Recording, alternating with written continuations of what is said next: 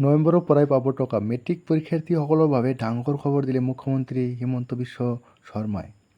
Cabinet বৈঠকৰ সিদ্ধান্ত সংবাদমেলযোগে সদৰি কৰিলে মুখ্যমন্ত্ৰীয়ে। 1 নৱেম্বৰৰ পৰা মেট্ৰিক পৰীক্ষাৰ্থীসকলে মাহিলী 300 টকাকৈ লাভ কৰিব। পূৰ্বেই মুখ্যমন্ত্ৰীয়ে ঘোষণা কৰিছিল মেট্ৰিক পৰীক্ষাৰ্থীক 300 টকাকৈ দিয়াৰ কথা। এই সিদ্ধান্তত অনুমোদন জনায় কেবিনেটে। কেবিনেট বৈঠকৰ অন্তত মুখ্যমন্ত্ৰীয়ে জনালে এই কথা। টকাখিনি কেনেকৈ দিব বা কেনেকৈ বেংকত সোমাব, কেনেকৈ এপ্লাই কৰিব, এই বিষয়ে অধিক জানিবৰ বাবে ছাবস্ক্ৰাইব কৰি লোৱা। ইয়াৰ পিছত আপডেট দিয়া হ'ব।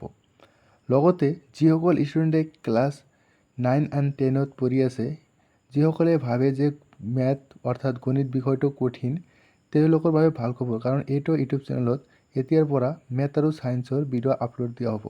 গতিকে ছাবস্ক্ৰাইব কৰি ৰাখিবা। আৰু ইয়াৰ পাছত তোমালোকে 100% বুজি পাবা।